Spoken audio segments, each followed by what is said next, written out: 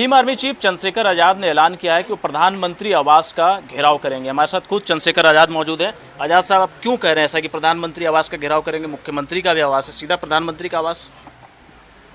देखिए, खुशी से तो कोई काम कोई करता नहीं। अब घेराव का मामला इसलिए है क्योंकि एक तरफ किसानों की चिताएं जल रही थी, पूरे विपक्ष को बंद किया गया था, किसानों के घरों में मातम था, किसान परिवार, हमारी माता बहनें चीख रही थी, और देश के प्रधानमंत्री लखनऊ में जाके आज़ादी का अमृत महोत्सव मना रहे थे। तो जब प्रधानमंत्री निर्दयी हो जाएं, क्रूर हो जाएं और वो देश की जनता के दुख दर्द को अपना दुख दर्द ना समझें, तो हम लोग किससे उम्मीद करें? जिस पे आरोप हैं वो कोई गली का, गांव का, जिले का गुंडा नहीं है, वो केंद्रीय गृह राज्य मंत्री के बेटे हैं और साजिश के आरोप केंद्रीय गृह राज्य मंत्री पे भी हैं। प्रधानमंत्री जी को तो चाहता, बहुत इस्तीफा मांगते थे बीजेपी के लोग कि उनको खुद जो है उनसे इस्तीफा लेना चाहिए था और गिरफ्तारी करानी चाहिए थी।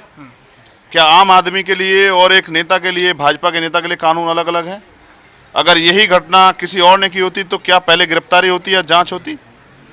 तो ये जो संविधान का उल्लंघन किया जा रहा है और देश के सर्वोच्च कुर्सी बैठ के प्रधानमंत्री करा रहे हैं, तो जवाब उनको ही देना पड़ेगा। किसान अपनी मर्जी सड़क पे नहीं है रवि भाई। 11 महीने से विपक्ष की वजह से नहीं है किसान सड़कों पे, कानून देश की सरकार ने बनाए हैं और उन्हीं कानूनों के विरोध में किसान सड़कों पे हैं। और अगर वो भारतीय जनता पार्टी के नेताओं का विरोध कर रहे हैं तो वो विरोध भी नहीं सह पा रही सरकार। अपने आप को ताकतवर कहते हैं प्रधानमंत्री, क्या वो किसान, शहीद किसान परिवारों की आंखों में से आंखें मिला के कह सकते हैं? उन बच्चों को जवाब दे सकते हैं जिनका भाई चला गया? उन माओ को जवाब दे सकते हैं कि मेरे गृह राज्य मंत्री ने आपके बच्चों की हत्या करवा दी? किसान कुचला गया, देश का अन्नदाता, देश का भगवान, और हम अगर चुप रहे तो शायद मैं अपनी माँ से, अपने महापुरुषों के विचार से आंख नहीं मिला पाऊंगा। इसलिए फैसला लिया है कि जब देश का किसान बॉर्डर पे बैठा हुआ है, देश का किसान बंद है, उसकी आवाज दबाई जा रही, तो देश के प्रधानमंत्री भी जो है ये झूठी आज़ादी का अमृत महोत्सव नहीं मनाएंगे। उनका भी घेराव होगा, प्रधानमंत्री आवास का घेराव करेंगे, कीमत चाहे कुछ भी चुकानी पड़े। आज अगर शहीद आजम भगत सिंह होते तो वह किसानों की चिताओं पे चुप बैठते क्या? हम तो उनको मानने वाले लोग हैं, बाबा साहब अम्बेडकर को मानने वाले लोग। आज संविधान कुचला जा रहा है, आज अगर बाबा साहब अम्बेडकर होते चुप रहते क्या? तो कब तक चंद्रशेखर आजाद प्रधानमंत्री के आवास का घेराव करेंगे? अल्टीमेटम कुछ दे रहे हैं? 7 दिन का समय है।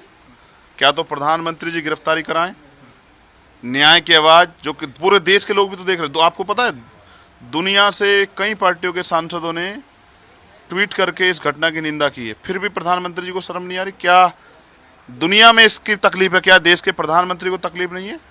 मैंने उनका एक भाषण सुना, कह रहे हैं, वायरल भी हो रहा है कि कुत्ते का बच्चा भी अगर मर जाता तकलीफ होती है। तो क्या किसानों की हालात, उनकी हैसियत कुत्ते के बच्चे से भी, एक पशु के बच्चे से भी ज्यादा वो है? चंद्रशेखर जी, आप गिरफ्तारी की मांग कर रहे हैं, पर अब फरारी शुरू हो चुकी है। कई जो उनके मित्र हैं जिन्होंने घटनाक्रम को अंजाम दिया, जिन पे आरोप लग रहा है, उनके कई मित्र फरार हो चुके हैं। खबरें आ रही कि नेपाल भाग गए हैं और पुलिस के सामने आज भी पेश होना था, पेश नहीं हुए। तो गिरफ्तारी कैसे होगी?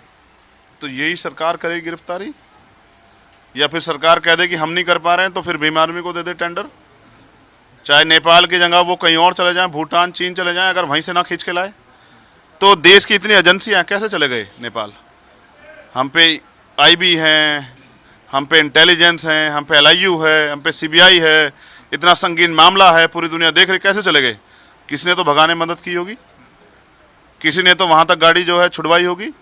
तो मैं ये कह रहा हूँ, जब तक केंद्रीय गृह राज्य मंत्री उस पद पे बैठे रहेंगे तब तक न्याय की उम्मीद करना सिर्फ धोखा होगा, क्योंकि सत्ता के शीर्ष पे तो वो लोग बैठे हैं, उनके बेटों की गिरफ्तारी कैसे हो सकती है? इसलिए अगर जरा सी नैतिकता बची हो, अब आप, सबसे बड़ी शर्म की बात तो ये है कि जिसके ऊपर आरोप है वो मीडिया पे बैठ के इंटरव्यू दे रहा है और विपक्ष बंधक बना हुआ था। उत्तर प्रदेश ने जो तमाशा देखा, जो लोकतंत्र संविधान की हत्या देखी, ऐसा सब कभी इतिहास में नहीं हुआ होगा। विपक्ष तो आपके बारे में कह रहा था कि चंद्रशेखर आजाद पहले पहुंच गए तो हमें भी जाने का मौका मिले। हाँ, तो मैंने तो विपक्ष के रास्ते खोले।